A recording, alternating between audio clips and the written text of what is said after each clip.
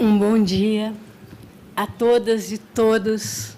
Sejam todas muito bem-vindas e todos muito bem-vindos.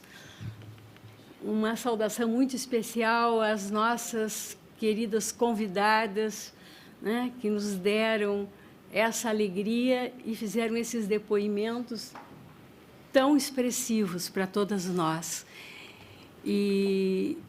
E muitíssimo obrigada, Paula, por essa surpresa maravilhosa da Maria Bethânia, que é meu ícone na música, a fazer, né, essa manifestação por vídeo, já que não pôde comparecer, e ainda declamando Eucanaã Ferraz. Muitíssimo obrigada.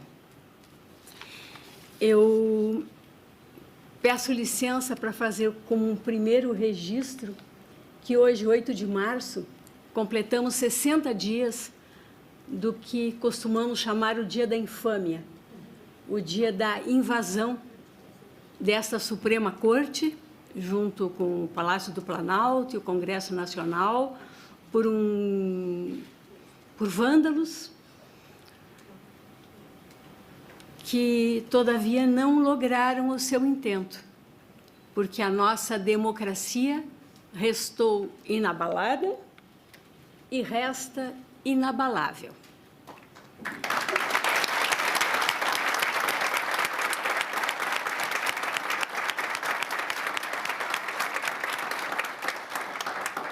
Mas, nesse 8 de março de 2023, eu quero mesmo cumprimentar e parabenizar e agradecer as servidoras do Supremo Tribunal Federal e do Conselho Nacional de Justiça. Eu sou uma abençoada pela equipe que tenho, também pelos homens que as integram, sem a menor dúvida, mas especialmente pelas mulheres, a presença feminina marcante, competente, comprometida, que me enche de orgulho e permite que eventos como esse sejam feitos. Muitíssimo obrigada e cumprimentos a todas nós mulheres, mas em especial às servidoras, repito, às colaboradoras do Supremo Tribunal Federal e do Conselho Nacional de Justiça. Como tive a oportunidade de dizer, há exatamente um ano, em homenagem prestada em sessão da primeira turma dessa casa, as mulheres são muito celebradas nas relações familiares e nas relações afetivas, mas não o são, ao contrário, elas são inviabilizadas e invisibilizadas, as duas acepções, nas relações de poder. O Supremo Tribunal Federal foi instalado há 132 anos, fez aniversário agora, dia 28 de fevereiro, e a instalação, por óbvio, 132 anos, 28 de fevereiro de 1891. Porém, a primeira participação feminina nesta casa ocorreu em uma sessão, a 9ª sessão extraordinária da segunda turma, de 4 de agosto de 1989, ou seja, depois de praticamente 100 anos de funcionamento do tribunal. E não foi por ministra, não. À ocasião, o ministro Francisco Rezec, exercendo a presidência da segunda turma, saudou oficialmente a subprocuradora-geral da República, doutora Anadir de Mendonça Rodrigues, acostumada, dizia ela, a quebrar tabus, não apenas por sua atuação nesta Suprema Corte, representando o Ministério Público, mas também por ter sido pioneira no Ministério Público Federal, na Advocacia Geral da União, onde se tornou a primeira mulher a assumir o cargo de advogada-geral da União, ainda que interinamente, e depois veio a ser ocupado pela querida doutora Grace Mendonça, e ainda na Corregedoria Geral da União, como a primeira ministra a ocupar esse cargo em 2001. Depois disso, O Supremo Tribunal Federal ainda esperaria mais de 11 anos até que a ministra Ellen Grace, a quem tive a honra de suceder em 2011, tomasse posse, e mais 6 anos até que assumisse a presidência dessa Suprema Corte. A ministra Ellen Grace era, aliás, presidente do Supremo Tribunal Federal, quando empossada a querida ministra Carmen Lúcia, que, infelizmente, agora não está mais aqui, mas daqui a pouco ela volta. E a ministra Carmen Lúcia veio a se tornar presidente da Corte em 2016. E, quando eu cheguei, em 2011, gosto sempre de repisar, eu fui a primeira mulher da magistratura de carreira a chegar ao Supremo Tribunal Federal, porque a ministra Ellen Grace veio, ainda que estivesse no TRF 4, ela era egressa do Ministério Público, procuradora da República, e a querida ministra Carmen Lúcia, egressa da advocacia, da academia, procuradora do Estado de Minas Gerais. E também, quando cheguei ao Tribunal Superior do Trabalho, a minha casa de origem, em 2006, eu fui a primeira mulher egressa da magistratura do trabalho. A nossa querida ministra Cristina Peduzzi, que nos dá a alegria da presença, estava lá, para minha satisfação, mas vinda da advocacia. E, antes dela, a ministra Quinéia Moreira, egressa do Ministério Público. Então, vejam bem como as coisas demoram a acontecer às mulheres, mas nós seguimos caminhando. Nós seguimos caminhando, estamos chegando lá e seguramente chegaremos lá. Pelo menos eu espero que as minhas netas encontrem um Brasil com a maior facilidade. E olha que elas estão as gêmeas de 7 anos e a outra pequenininha de 2.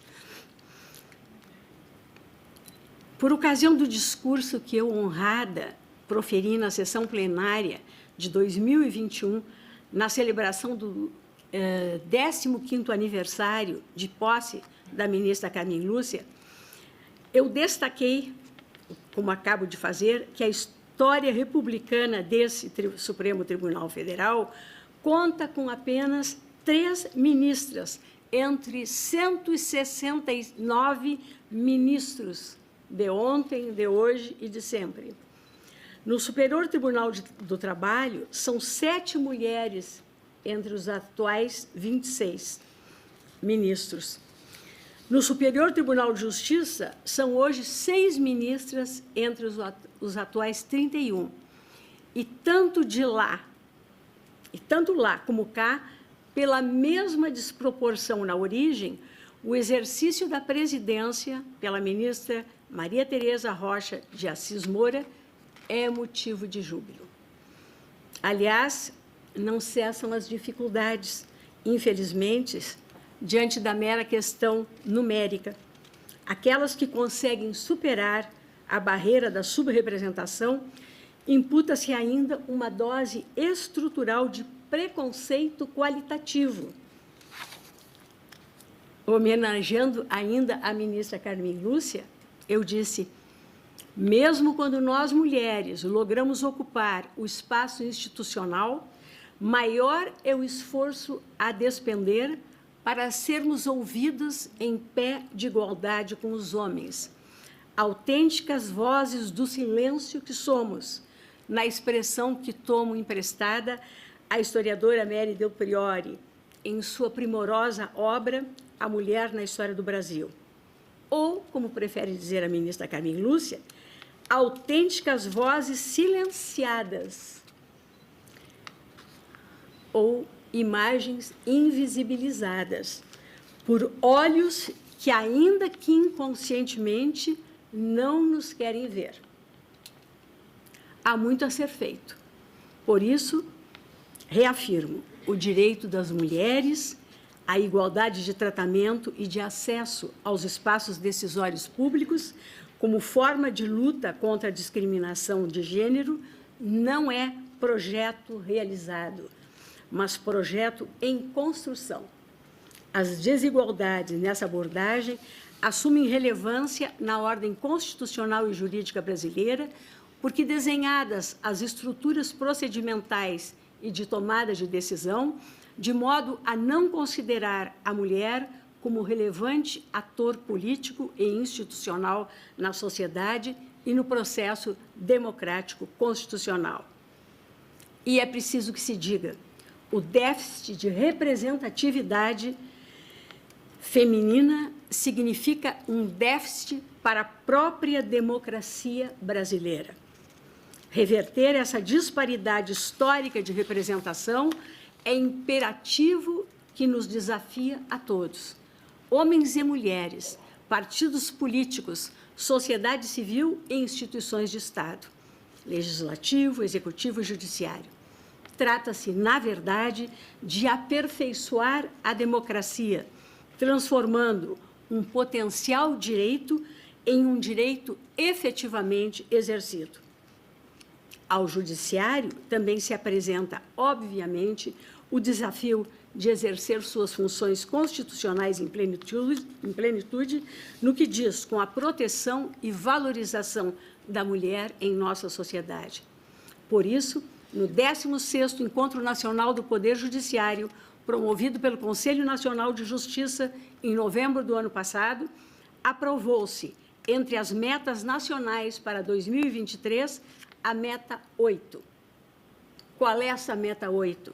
É priorizar o julgamento dos processos relacionados ao feminicídio e à violência doméstica e familiar contra as mulheres. Assim, os tribunais de todo o país, sob a coordenação do CNJ, reafirmaram o compromisso em relação às ações judiciais que buscam responsabilização pelos homicídios de mulheres cometidos em função de gênero, além de outras violências contra a população feminina.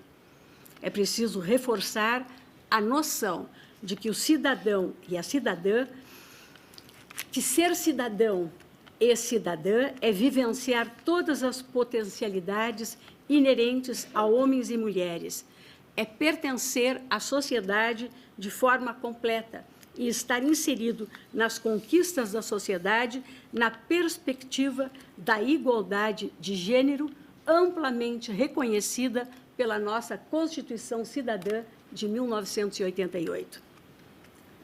Inúmeras dificuldades permeiam a construção de uma nova cultura de participação feminina. Não há como negar essa realidade. Mas, como dizia Cora Coralina, antes acreditar do que duvidar. É preciso seguir adiante, tendo no horizonte a construção de uma democracia que, reconhecendo a existência de diferenças de gênero, seja capaz de garantir a homens e mulheres a efetiva igualdade de direitos. Não queremos andar sozinhas, queremos andar com a imprescindível companhia masculina, mas com os homens ao lado das mulheres. Eu agradeço especialmente, renovo os agradecimentos às nossas queridas convidadas, Regina Casé, doutora Margarete e a nossa Lucileide, né, que a mim particularmente encantaram. Muitíssimo obrigada. Eu renovo ainda os agradecimentos a todos os que estão aqui participando deste evento, que nos deram e estão nos dando a alegria da presença e, sobretudo, volto a parabenizar todas as mulheres que estão aqui e também as que nos assistem, né, e, em especial, como disse antes, as servidoras dessa casa. A celebração, encerrando, do Dia Internacional da Mulher convoca-nos a refletir sobre os caminhos necessários ao efetivo cumprimento do princípio constitucional e convencional da igualdade em sua dupla vertente, formal e material, que abrange uma interpretação mais ampla do princípio da não discriminação. Não esqueçamos isso. Muitíssimo obrigada.